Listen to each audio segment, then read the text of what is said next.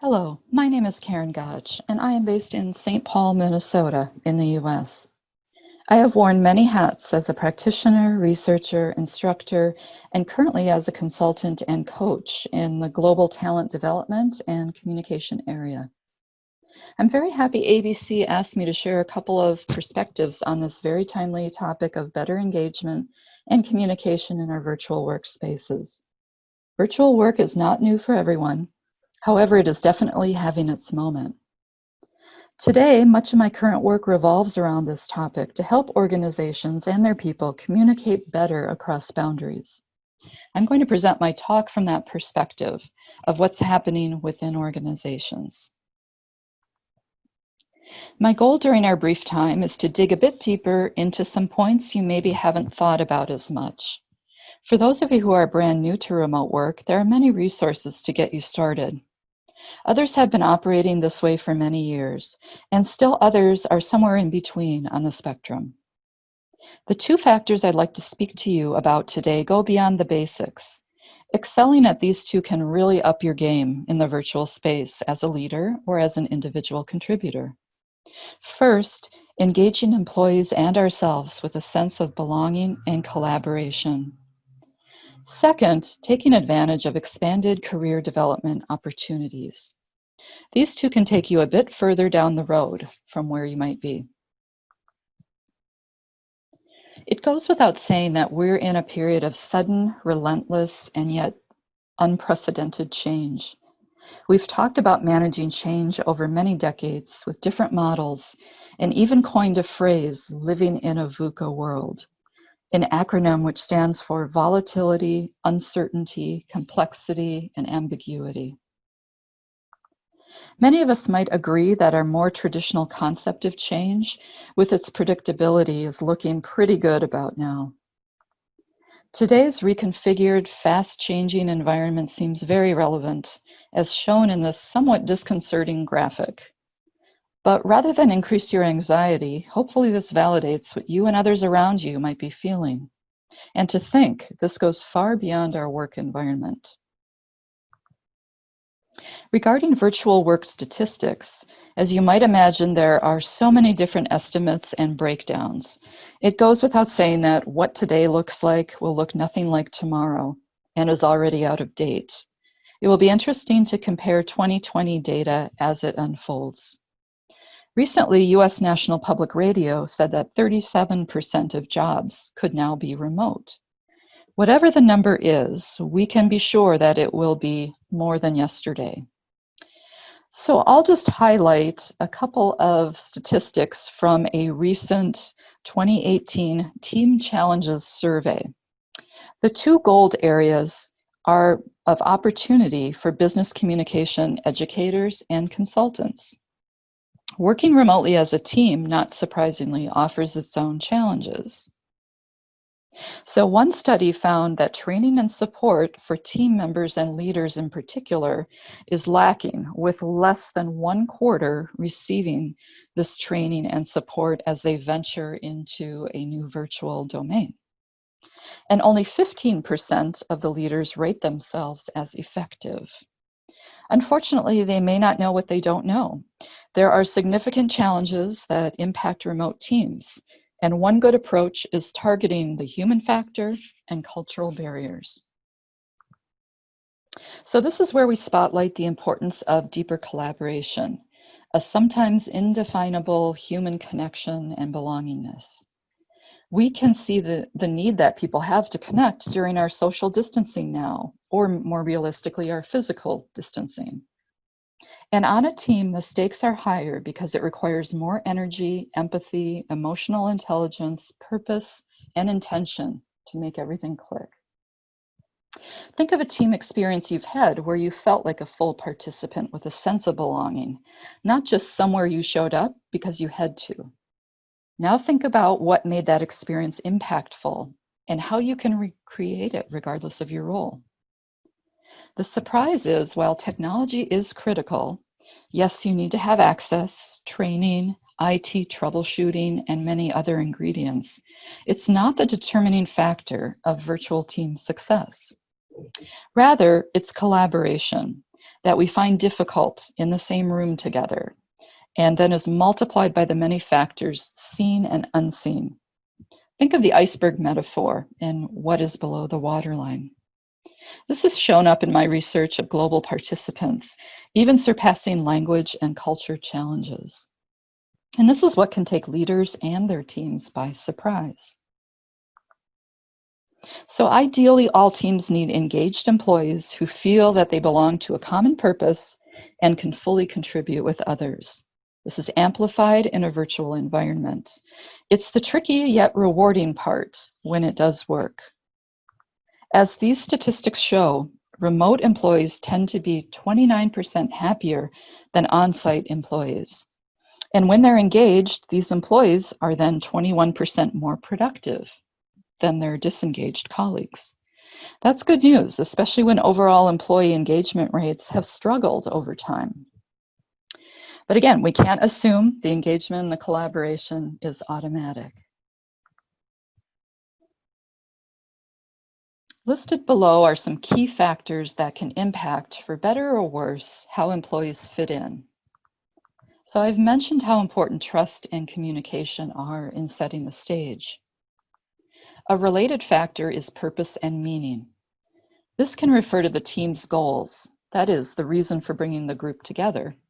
But more importantly here is the individual's sense of purpose and meaning, how they see themselves belonging and staying engaged.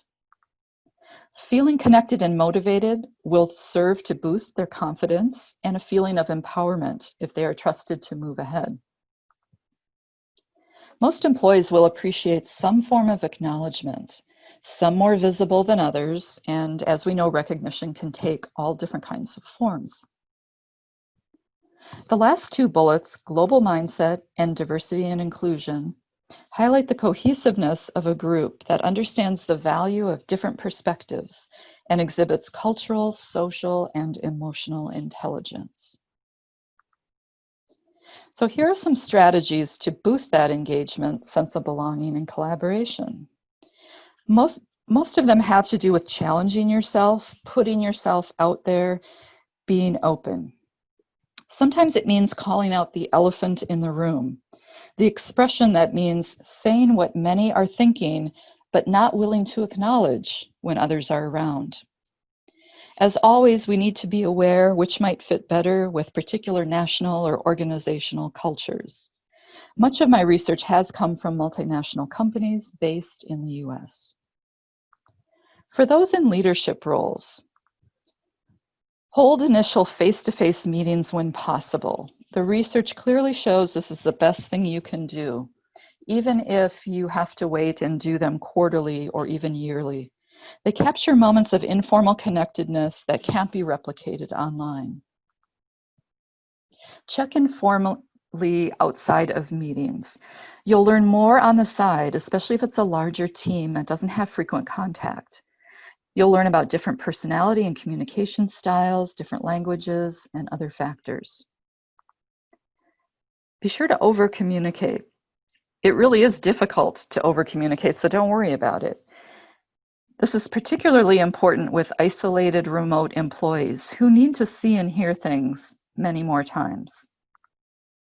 Be as transparent and open as you can. This is a great way to build trust with the team. If you can't share something, be honest. They'll respect you. Remote teams need to feel confident that they'll get pertinent information in a timely way. Recognize moments big and small. Again, connect with individuals on their preference, whether they prefer quiet or loud recognition, but do it regardless. Even a simple thank you or a handwritten note is meaningful. Be a role model for the ideal tone of team meetings and other interactions that you want to see. Employees do watch and listen to their leaders during tough times. Be inclusive and give all participants a voice. Acknowledge and draw on all of the different perspectives, personalities, expertise, and experiences on the team. Carve out the beginning of meetings for non-business roundtable greetings and sharing. It's part of creating a sense of belonging and social connections. It is not a waste of time. Use tools such as breakout rooms or whiteboards for smaller group brainstorming. Zoom, WebEx, Microsoft Teams, all of these platforms offer ways to try and create a collaborative experience. And finally, show empathy, understanding, and vulnerability, and acknowledge this strange time that we're in. Draw on your critical emotional intelligence. In other words, be human. Now, for individuals, whether you're managing people or not, take some moments to recalibrate physically, mentally, and emotionally. Taking care of yourself will make you happier, healthier, and ready to face anything. Jot down 3 good things each day, what and who you are grateful for. Connect with coworkers and friends across the organization just because. Maybe to tell them that they made your gratitude list that day. Call colleagues by their names and remember small things that you learn, especially in larger groups. Remember their birthdays, special events, family situations. Log in early to be present and ready at your meetings. It always takes longer than you think, and people will notice. Although frankly, we've been going a little easy on each other these days. Make a contribution or take a risk during the meeting. How comfortable do you feel putting yourself out there, and what's the upside? What do you have to gain? Volunteer to lead part or all of a meeting or other team initiative. Offer to bring something new and show a new side of your personality. Participate in small talk and icebreakers. This is often overlooked, but it's a valuable part of virtual team building. Depending on our culture, we may want to get straight to the point and end our calls early as a sort of reward. But remember to speak up if it's too much sharing or too personal. People want feedback. Try laughter, positivity, and optimism to create energy and motivate others. It's contagious, and it's so often appreciated by others when it's given at the right time. Finally, create shared stories over time. Think of how you and your coworkers will look back on this period in the future. Even as we're working to create good work and team environments, we know that a lack of growth opportunities is a big reason why employees become disengaged and may leave organizations. And yes, even during an economic downturn. Development is a topic that can be overlooked in virtual workplace discussions. You can take advantage of some thinking and doing time to explore career development related to remote work or other potential career paths involving virtual resources. You can do this while you're forced to learn quickly as you go. Think of it as a silver lining. You're putting your extra work and skill building to good use. Finally, 2 statistics here highlight the return on investment for organizations that continue to invest in their employees, even during hard times. In US dollars, you'll see the revenue gained per employee and also the savings by reskilling versus losing and replacing employees that leave the organization. Forward-thinking companies will continue to invest in their talent now more than ever. So remember that there are a wide range of virtual learning opportunities and resources, all types of costs, both formal and informal, available to you. Whether you're a people manager or an individual contributor, there are many suggestions that you can keep in mind for development. Think about how to engage your organization to design a virtual business and communication strategy. What are you learning now that will be helpful to others, such as feedback that you're receiving, success stories, ideas for remote policies, and other ideas? Prioritize career development discussions with your direct reports. Schedule these separately from performance discussions and focus only on career development and aspirations. If your organization doesn't have a career development plan, search online for a simple template to modify and share. And of course, don't forget to do your own at the same time. Champion a culture of learning agility. Agility is the new buzzword, and especially learning agility. How can you jumpstart your learning or your team's learning of new valuable skills as they arise? In a similar vein, reskill and upskill talent on remote work competencies. These may include communication, cultural and emotional intelligence, team building, time management, new technologies. There are so many. Think of employees that you might risk losing and also future needs that your team might have. Become a skilled virtual team leader yourself.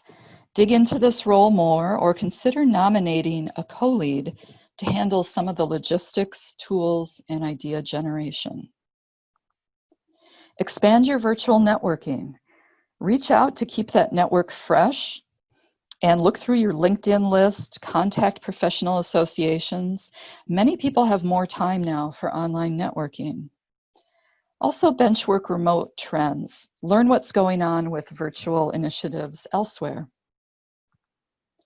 Finally, find a mentor.